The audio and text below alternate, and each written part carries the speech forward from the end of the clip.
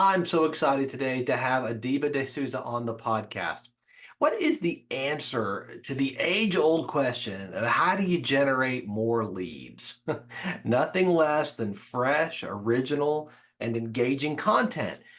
But who's got time to create content, much less launch it across every platform in the universe in the appropriate format? Well, the answer is what our guest today talks about. Atiba is the content superman. Decades of running an exclusive agency combined with hardcore technical skills have made him one of the few people with the skills and insight to marry emerging software and Google's algorithm with an intuitive feel for the culture of every social media platform. His clients call him the SEO super sleuth, the business ninja, the build your team guru, and the super connector. He was killing search engine optimization before the term was even invented, ranking regional and national brands in the US on page one of Google for over 15 years now. His content strategies are not just bells and whistles. His vision is inspiring, and his voice is thunderous in the B2B SEO space.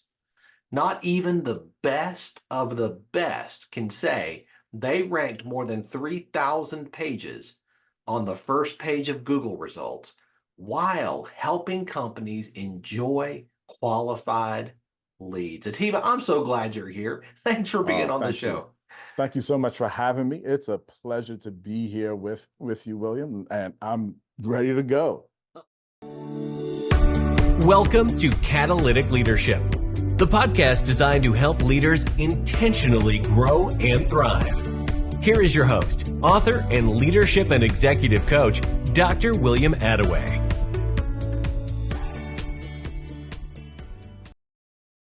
I would love to start by hearing a little bit of your story. I'd love for you to share some of your story with our listeners, particularly how you have grown and developed as a leader over time.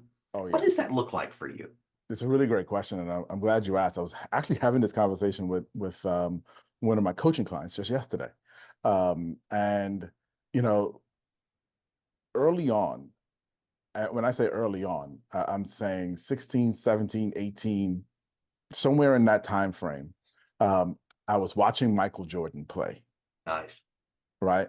And in awe of the greatness that Indeed. he was and the art form that he created on the basketball court and the way he willed things.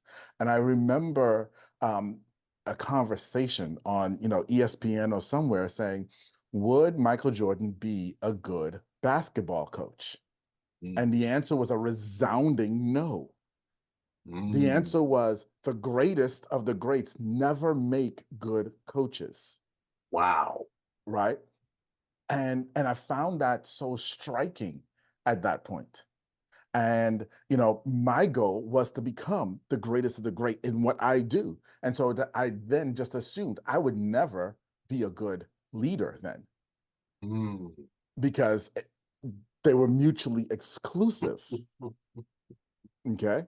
Um, Fast forward into my 20s now, and now I'm leading teams and so on and so forth. And I had success with building teams, and then I also had lots of issues with building teams. And yeah, it took a while, but it caused me to realize it was me. I was the problem, Mm. right? In my Mm. early 20s, I read The E-Myth Revisited by Michael Gerber. Yeah. Great book. I read that book every year for 20 years straight, My goodness. every year without fail. Wow. And it reframed the way I thought about leadership within an organization. It reframed the way I thought about the fact that you can strive to be the best of the best and still be great to your people. Right. And that what it took was, and this is what I learned, one of the major things of many that I learned from that book was what it takes is that, yeah, you might be that guy or gal who's like world class and on a pedestal in some way, shapes, or form, right? Mhm. Whatever that may look like, but you've got a team. And each one of them can be world class in their tiny little areas themselves. Mm. And what if we could help them achieve that? What if we can find that greatness inside of them and help bring that out? That was the transformation that I've gone through, Yeah.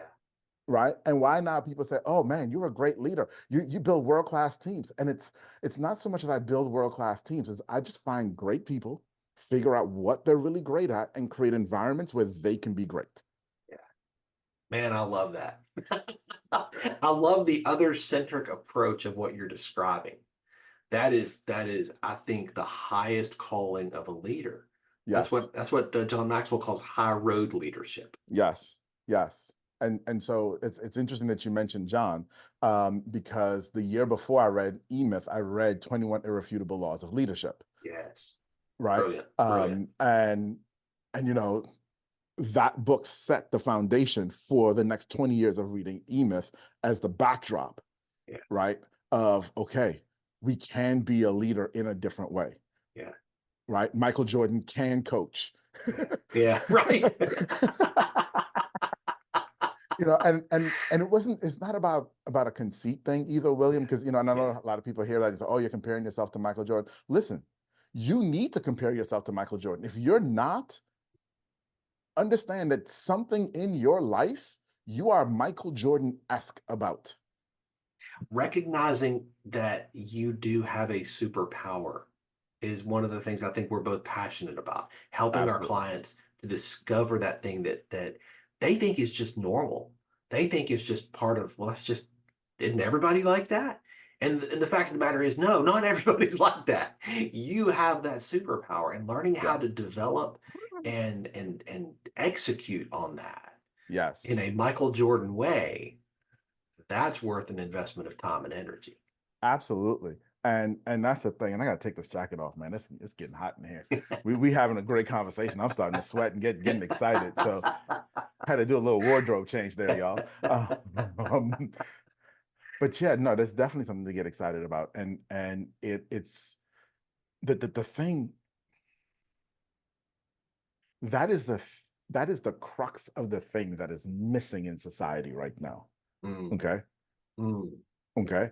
And hear me on this. We can talk about all sorts of things. This is me now. We can talk about all sorts of things that are wrong with society, right?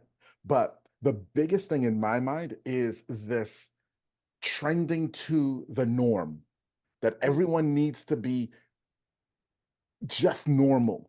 I'm sorry, you're not normal. Yeah, You yeah, weren't created to be normal. yeah. You were created to be you, Mm, right? Let us find our individuality. Let's find our individualism, and then let's celebrate that and celebrate somebody else's. They mm. don't have to be, they don't need to be like you. They don't have to wear a label for you to agree with them.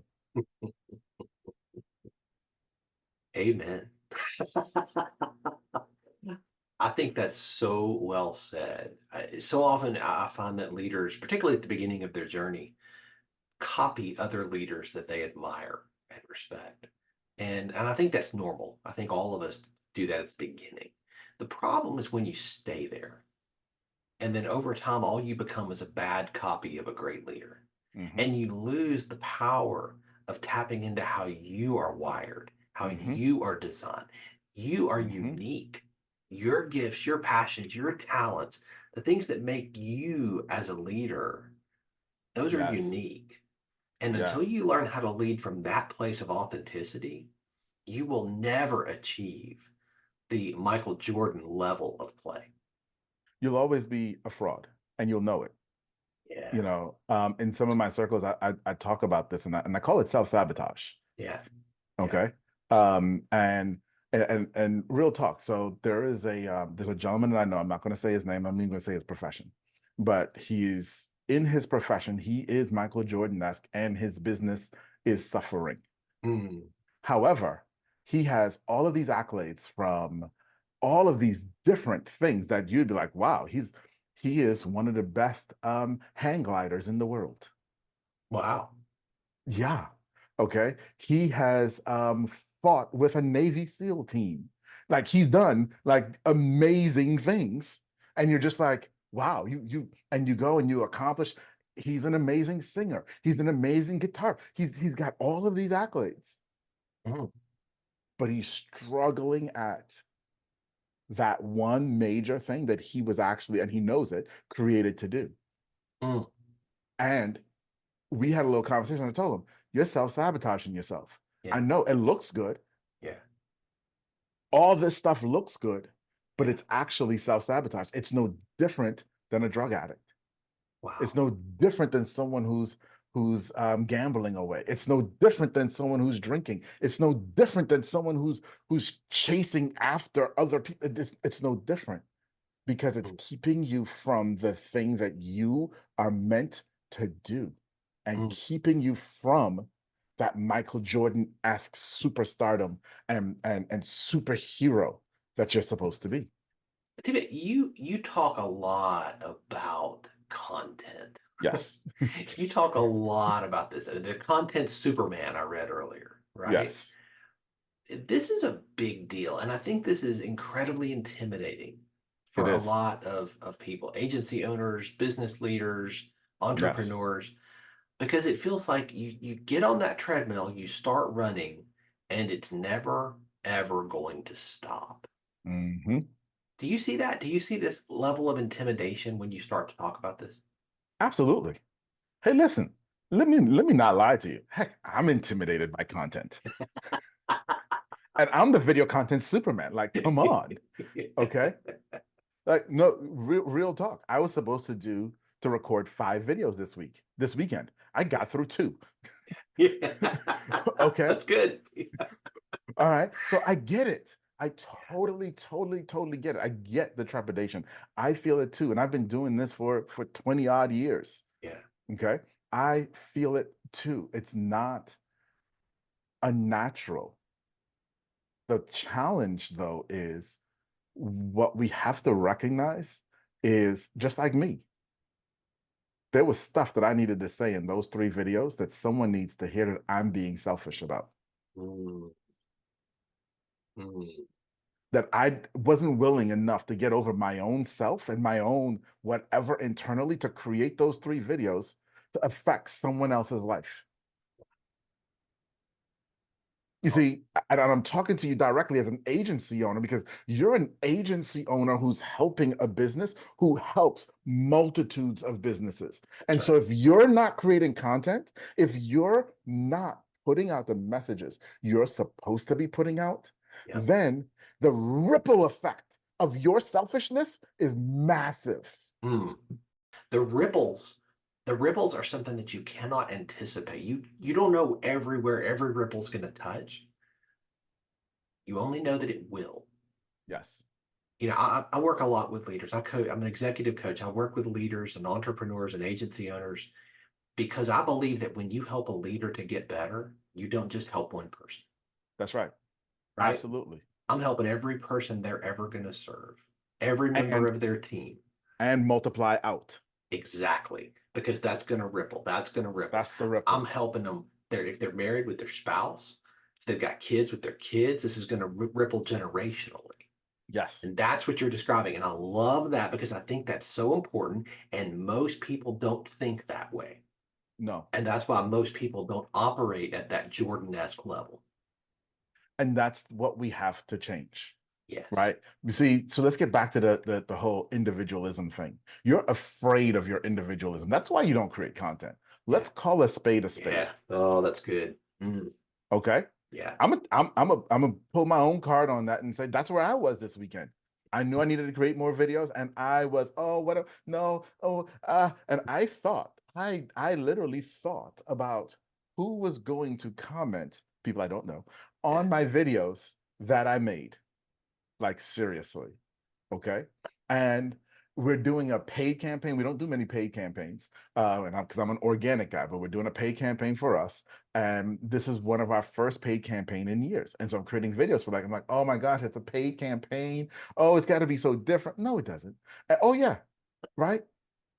Putting all that crap in my own way, keeping Yep. me from my own Jordan-esque destiny that's going to create ripples in the world. Now, let me also say this, William. If you're listening to us right now and you don't think you're supposed to create ripples, please turn off this podcast and stop wasting my time and yours.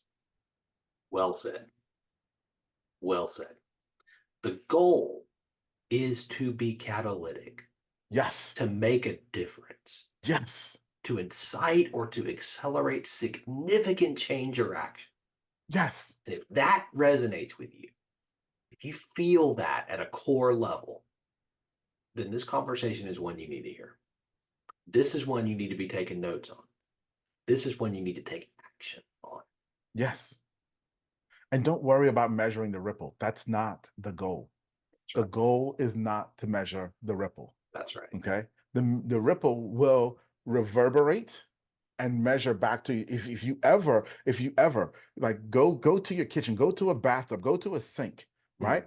And fill it and take a penny or take a pebble and throw it in and watch the ripples. The ripples are going to go all the way to the edge and then they're going to reverberate back in and you'll feel them. Let me tell you how that looks, right? Because so many of us try to measure the ripples that are going out and we're trying to see them and we're trying to measure. Okay. And I'm telling you, don't do that.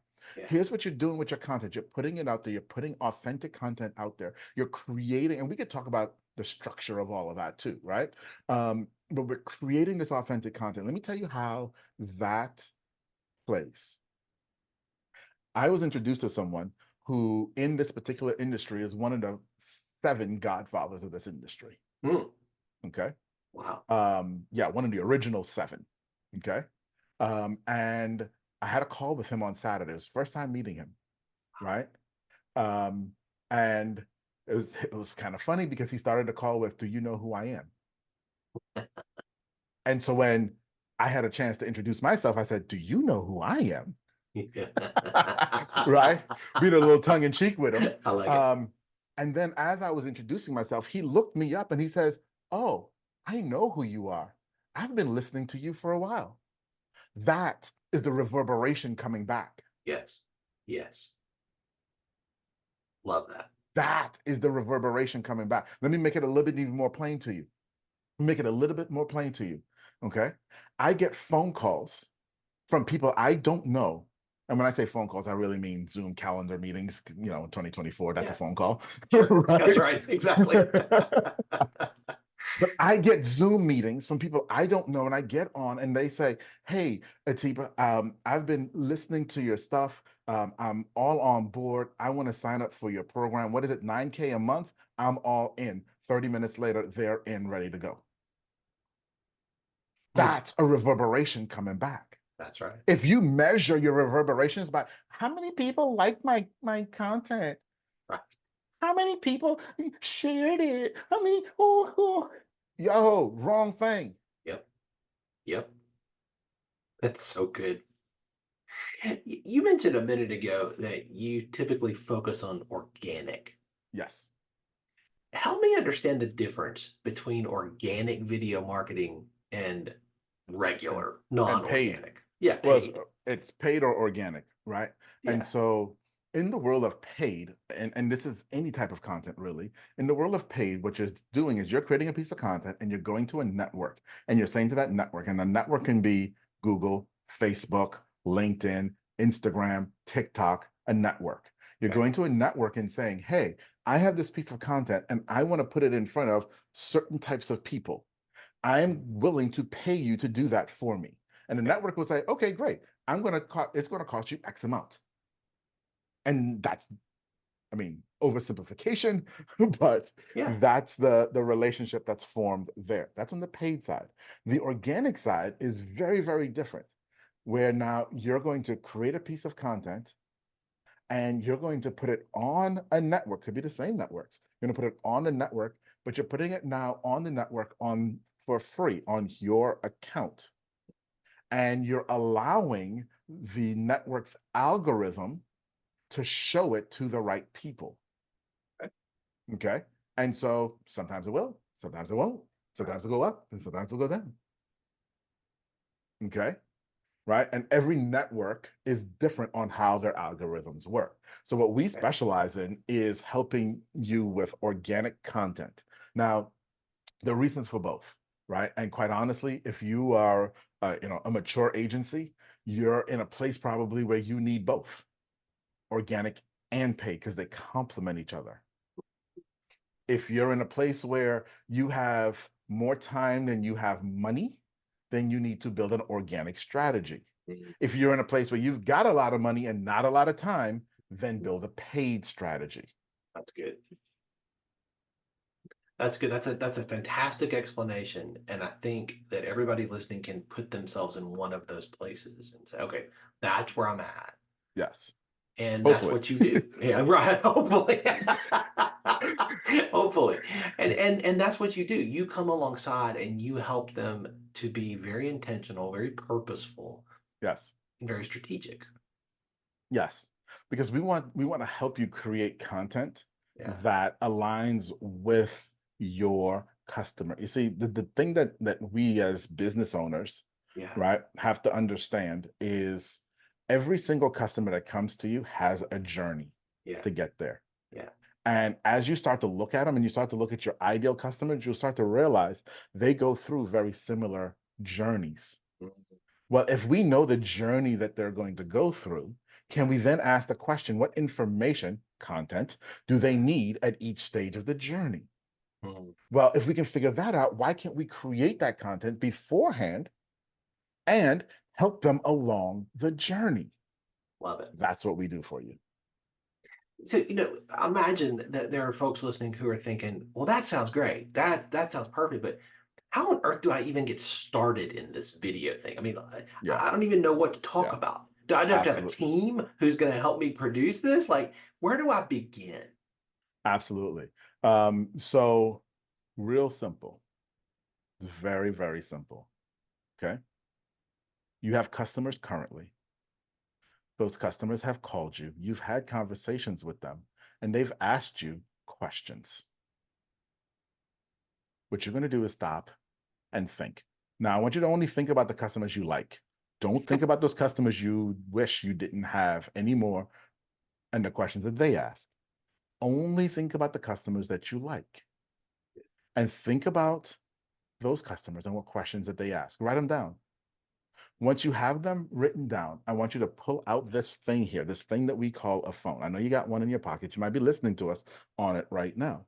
Now, when you pull out this thing called a phone, there is an app, okay, on this device. And that app is called the camera, okay? And I want you to press on the camera, open it up, and it's going to have some options. It doesn't matter. It doesn't matter if you're Android, Apple, or if you're one of those weird ones on Windows. Doesn't matter. It has some options in here, and one of the options is photo or video. You want to click on video, okay? Then once you click on video, you want to make sure that it's when you look at it, it's seeing you. If not, there's a little button that will change the camera, and then you can see yourself. Once you can see yourself here in the video, right? Once you can see yourself, what I want you to do is go ahead and press the record button. You're going to press the record. That's a round button with a red dot in the middle. Okay. You're going to press that button. After you've pressed that button, you're going to say, hi, my name is so-and-so, and today I'm going to answer whatever the question was, and then you're going to answer the question, okay? Once you're done answering the question, you're going to hit the stop button, okay? It's usually a little square button. You're going to hit the stop button. As soon as you're done hitting the stop button, then I want you to go to your all apps, whatever that looks like. There's another little app on here that you probably don't know exists, okay? And that app is called YouTube. YouTube, okay? I want you to open the YouTube app. Once you open the YouTube app, down in the bottom in the middle is a circle with a plus sign. You press that. The second option is upload a video. Upload a video, it will show you the video you just recorded. You press that, it'll ask you for a title. The title will be the question that you answered. Exactly. Don't change the wording. Exactly as it is. Write the title and hit upload. Welcome to video marketing. It's really that simple. It's that simple to start. Absolutely. You talk about how video helps to build thought leadership. Yes, And I know for a absolutely. lot of people listening, that's intriguing and something they're interested in. What would you share about that? So number one, video does build thought leadership, but I want to be clear here, okay? Because in order to be a thought leader, number one, you have to have a proprietary process. You've got to have figured out something that you're Michael Jordan-esque at, Mhm. that Good. you've gotten great results with, Yeah, right? If you've never done it, you can't be a thought leader on it. that's It- true. if you don't have success behind you, you can't be a thought leader, okay? Right? I can talk about video marketing because for some of my clients, I've gotten them 18% view to click-through rate, which you can't get anywhere else. We do this repeatedly. And so I've got the process in the system. So I've got a proprietary process. So that's the one thing you have to have. You've got to have a proprietary process. Hmm. Okay. Then the next thing that you have to do is you have to be willing to teach and teach openly. You see, gone are the days when you say, "Oh, I got a proprietary process. I ain't gonna tell anybody anything about it. I'm gonna hide all the secret sauce." Listen. I tell my clients all the time, "Listen, you pay me, and you pay me a lot of money, and we get you great results. But truthfully, there's nothing that we do that isn't on my YouTube or some other social channel. I publish everything we do in the way we do it. Hmm. So you can Hmm. go do it yourself if you actually cared. But guess what? You don't, which is why you hire me, That's right. right?" But Oh, as a that's good. thought leader, you have to be willing to actually share your thoughts and your opinions, and you have to be willing to stand on them. You've Yeah, got to be willing to stand on them. Okay. I And love that. lastly, Mm. you have to care more about your customer and your potential customers than you do about making a buck. Mm. I've helped more people get into video marketing. I got one guy, actually two people. There are two people in the last month who have come up to me and said, "Your advice, we're now getting hundreds of thousands of views on YouTube, and we are crushing it. We are generating so much money off of our YouTube channel." Neither one of them is a client, has ever paid me a penny. Wow. Okay. You've got Wow. to be willing to give like that and recognize, yeah, not everybody's going to be your client, and it's okay. They'll take it, they'll go off, they'll have great success. Let them go do it. Good. You need to care more about their success than your bank account. If you care more about their success, believe me, your bank account will grow. Again, that's the reverberation of ripples. So good. Atiba, I believe your business needs you to lead at a different level today than it did 3, 4, 5 years ago. Without question. And I believe that 3, 4, 5 years from now, it's going to need you to lead at an even higher level than where you Absolutely. are today. So let me ask you, how do you stay on top of your game? How are Yeah. you leveling up with new leadership skills that you're Yeah. going to need and your team is going to need you to have? That's such a vital question. Um, that's such a vital question. Okay. I'm going to answer this in two ways if I could. Please. All right. So first, I want to take you back. I want to take you back to about 3 years ago. And we were in the middle of the pandemic. We were just coming out, and I was just going to my first in-person event, Mm, like conference yeah. event, coming out of the pandemic 3 years ago. And I was gone for a week in San Diego. And I talked to the team at the beginning of the week. And back then the team was small, right? It was 6 people. I had 4 core and 2 of them who were like super brand new. So Mm, really 4 core people, yeah. right? And I talked to the 4 core at the beginning of the week. And then I talked to the 4 core at the end of the week. And I was looking for an update of tell me what happened this week. And the answer was nothing. We were waiting on you. Mm, And ooh, if you're listening to me right now, you've probably had this moment yeah. and you know that feeling. Yeah. You know that sinking, stinking feeling, right? And oftentimes with that stinking feeling comes statements like, "I need better people. I need to fire them. How can I, why do I burden with such crappy people?" And that's where your thinking kind of naturally goes, Mm, right? Mine did too, for a little while. It did. But then I had to hold up the mirror to myself and realize the real problem was me. Okay. The real problem was me because I was sitting in that room and I had just done our next 3-year goals where I wanted us to grow to. And I'm sitting there, and that's why I was frustrated in that moment. But I realized in order to get to where I wanted to go in these next 3 years, I couldn't be the same person that I was. That's right. Okay. In order to get there, I had to realize that, yeah, there are things that I might be Michael Jordan-esque, like SEO research, one of the best in the world. But in order to get to our ultimate goals, I can't do that on a daily basis. That's right. Right. And so I've actually, one of the things I've done over the last 3 years is fix that problem, done a lot of study, lots of study on it, and fixed that problem and created something I call the case method. And the case method has allowed me, and I've taught tons of other people how to do this too, allowed me to take my genius and train other people to do my genius. And now they're better at my genius than I was. And so now I'm free to be able to say, I can go do other things because now I know I can trust you because I've trained the system and the process has trained you, and you iterate through and you keep getting better and better and better and amazing me. I'm like, yeah, awesome. Okay. So that's where I've been. Now, where are you going? And so I'm gonna tell you, in case you couldn't tell, y'all, I'm a bit of a storyteller.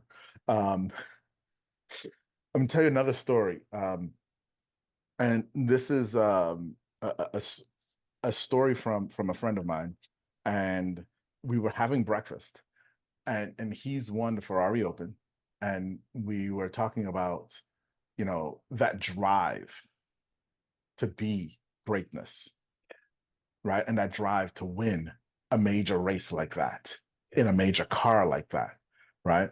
And he said to me, he said, that the reality is when we start off in a race, two people racing around a track, after the first lap, you can't tell who's in the lead. It's indistinguishable to the naked eye who's in the lead. If you've got two good drivers, if you're at that elite level, you're not going to be able to tell because we're both trying to get around this track, and we've both been practicing, and we both know what the times are, and we've both been working. And he said, and then he handed me his phone, and he said, well, he had the stopwatch on his phone, and he said, I want you to press and stop the stopwatch as fast as possible. So I did it. Boop, boop. And it was 0.16 seconds. He said, yeah, exactly. So every day while I was preparing for the race, I was working to get 0.16 seconds faster on every lap. Boom.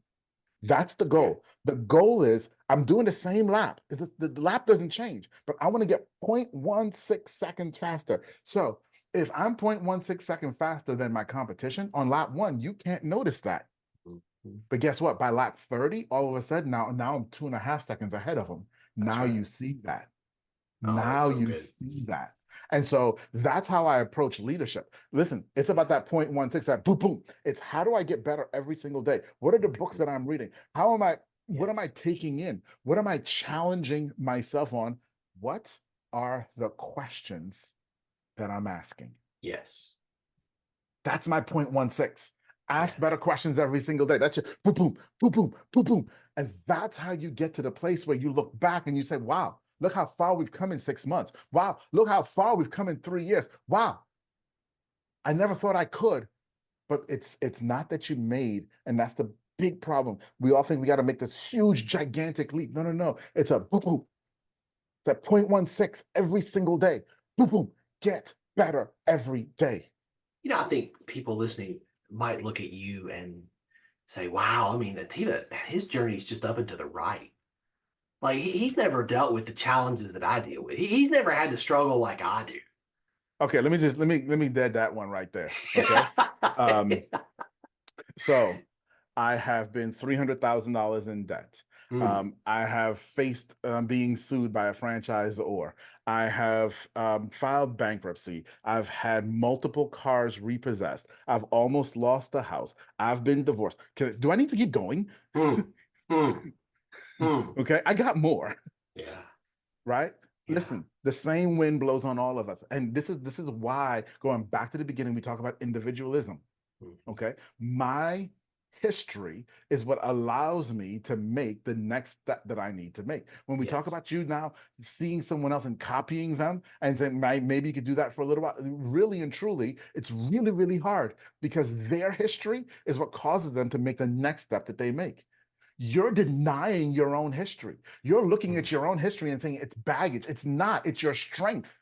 Mm. Your history is what you stand on to go to that next level. It's not the thing that's weighing you back. It's not the thing that's holding you back. You felt held back by it forever, but it is not holding you back. There is no such thing as a wasted experience. None. Every experience you and I have had, and everyone listening, every experience we've had has contributed to make us into the person we are today. Yes. And they can be leveraged for the benefit of the people around us. Yes. If we choose for that to be so. So true. And it's a choice. And that's the thing. You're making a choice right now to allow your history to be the thing that defines you. You're making a choice right now to allow the rules to be the thing that defines you. And I'm not saying go out and become a criminal. That's not what I'm saying. I'm not saying go break the rules. But what I am saying is there are artificial rules that man has placed on man that you have allowed your thumb to be under. You're under its thumb. Yes. And you don't need to be. Yes. You don't. So good. So good. Again, I am not saying go break the laws. Right. Right. I am also not saying that if your field requires licensure and you don't have it to go right. do, that's not what I'm saying. Right. Yeah, and I appreciate that. That's a good thing. I do think you're spot on in that so often we erect these invisible barriers, these beliefs, these limiting beliefs that hold us back from what our capacity is, from what our potential can lead us into. And we are the ones who erected those invisible barriers. Yeah. And we are the ones who can take those down. And if you are listening to this and you were looking for permission to take those barriers down, I'm fairly confident I just heard Atiba give that to you. Indeed. and listen, but let me also say this real quick, because we sit here and we can say these things, and you listening to us, that's probably hitting you in a really weird place, and I get that. I totally do, because this is a very emotional process, and this isn't just a process, right? Because you do have to stare down some history. You do have to forgive yourselves for some things. You do have to forgive some others for some things. You do have to realize that all things do work together. Yeah. Yeah. And they are working together, and you have to accept that. Yes. You have to accept that. And let me say this, even in the crux of what I'm saying here, society is going to tell you it's a journey and a process. And it's a journey and a process to make a decision. Yeah. The question is, why can't you just make the decision? The only thing holding you back is you. Yeah. You are always learning. And we've come across that several times since we've been talking. I'm curious, is there a podcast that you would recommend, or a book that has made a big difference in your journey? One that you think every leader listening, man, if you haven't read or listened to this, you need to go do that. Well, I got to start where I started, the 21 Irrefutable Laws of Leadership. Okay. One of the books that, and I read this simultaneously with the 21 Irrefutable Laws of Leadership, which was Good to Great. Love that book. Love it. Okay. And I'm talking 2000 when I was reading those two, right? And then it was 2001 when I started reading E-Myth Revisited by Michael Gerber, right? Those have served as bedrock foundation. Okay. Okay. The understanding of getting the right people on the bus, the understanding that greatness is the enemy of good. Yes. It isn't the next step. That's right. Right. The understanding that your leadership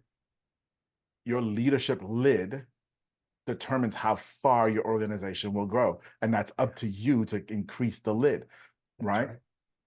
and all of that stuff all combined. And so I would say start there. Now, one of the things that people say to me, because I recommend these books, is like, oh my gosh, those books are so old. Yes. Listen, stop looking for newfangled and look for principle. Mm. Okay. Mm. I live on principle. I don't live Good. on tactic. Good. Okay. I don't live on cool. Good. I live on principle. Yeah. And that's what you have to do. And so, yes, go back, because they're going to force you to think, because a lot of the newer books, and I'm not poo-pooing any of the newer books because I read all of them, right? But because they're technologically wise, and so they know about Facebook and Instagram, you get caught up in the lameness of likes and followers and all that other crap as well. Whereas when you go back and listen to those books where they had none of that, yeah, all you can hear, if you're listening, is principles. And now you learn the principles and you apply them forward. Often people will walk away from a conversation like this with one big idea. Mm-hmm. If you could define what you want people to walk away with that one big idea, what would that idea be? My one big idea for you coming out of this conversation right now is it's time to stop being selfish. Embrace the individual, the superhero that you are. Embrace that. You see, because when you embrace that, it's going to affect so much, not just content creation. It goes so far beyond. It goes so far beyond.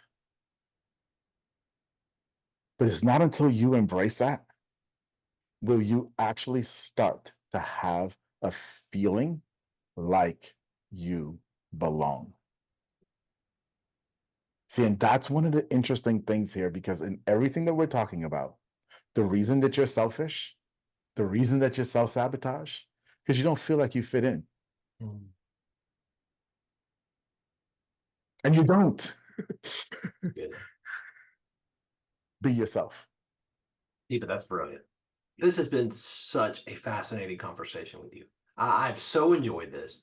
Thank you. I so appreciate your generosity in sharing so freely from what you've learned so far. And I can't wait to see what's next for you. Oh, thank you. I know people are going to want to stay connected with you and continue to learn from you. What is the best way for them to do that? Yeah, absolutely. And honestly, I'm not going to send you to any lead magnet or any crap like that. I want to talk to you. Like, seriously, let's talk. So what I want you to do is go to meetatiba.com. That's meet, A-T-I-B as in boy, A.com. That's going to take you directly to my LinkedIn. When you get to my LinkedIn, hit the connect button. Tell me you saw me here on the show, heard me here on the show with William. Ask me your question. Let's have a real conversation, human to human. Brilliant. Atiba, thank you again. What a fantastic, fantastic conversation this has been. Thank you. Appreciate you. Thanks for joining me for this episode today. As we wrap up, I'd love for you to do two things. First, subscribe to this podcast so you don't miss an episode. And if you find value here, I'd love it if you would rate it and review it. That really does make a difference in helping other people to discover this podcast. Second, if you don't have a copy of my newest book, Catalytic Leadership, I'd love to put a copy in your hands. If you go to catalyticleadershipbook.com, you can get a copy for free. Just pay the shipping so I can get it to you, and we'll get one right out. My goal is to put this into the hands of as many leaders as possible. This book captures principles that I've learned in 20 plus years of coaching leaders in the entrepreneurial space, in business, government, nonprofits, education, and the local church. You can also connect with me on LinkedIn to keep up with what I'm currently learning and thinking about. And if you're ready to take a next step with a coach to help you intentionally grow and thrive as a leader, I'd be honored to help you. Just go to catalyticleadership.net to book a call with me. Stay tuned for our next episode next week. Until then, as always, leaders, choose to be catalytic. Thanks for listening to Catalytic Leadership with Dr. William Attaway. Be sure to subscribe wherever you listen to podcasts so you don't miss the next episode. Want more? Go to catalyticleadership.net.